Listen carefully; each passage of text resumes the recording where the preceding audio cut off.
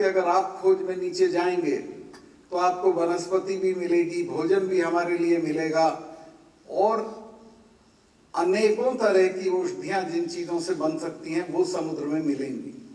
तो समुद्र की सीमा गहराई भी अथाह है और उसकी सीमा भी अथाह है।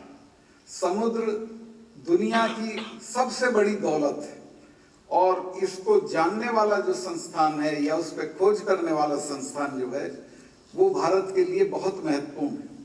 हमारे यहाँ बहुत सारी फिजूल की चीज़ों पे बहुत खर्चे किए जाते हैं, ये संस्थान बना दिया, वो बना दिया। एक तो सबसे बुरी बात यह है कि जो खोज होती है, जो लैब में खोज होती है, वो खेत तक नहीं जाती है।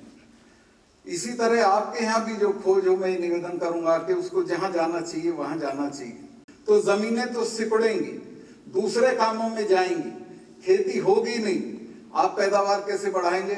और एक वक्त ऐसा आएगा अनाज की ताकत, खाद्य पदार्थों की ताकत से देश की ताकत नापी जाएगी, फौज की ताकत से नहीं नापी जाएगी। तो इस पे हमको अभी से सुधरना चाहिए और हमारा जो लैब का और खेत का रिश्ता है उसको एकदम कायम रखना चाहिए। और एक बड़ा दुर्भाग्य है कि देश में साइंस की जो खोज है उस पर जितना रुपया लगना चाहिए, यूं तो शिक्षा पे ही जितना लगना चाहिए उतना नहीं लग रहा है। और उसी का नतीजा है कि पूरे देश में सिर्फ 12 आदमी नोबेल लॉरिएट हैं, 12 में 6 विदेशी हैं, एक मदर टेरेसा है, 5 समझ गया आप।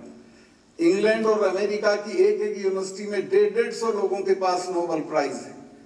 क्वालिटी एजुकेशन है, बेतहाशा खर्चा होता है एजुकेशन पे, वो हमारे यहाँ नहीं है।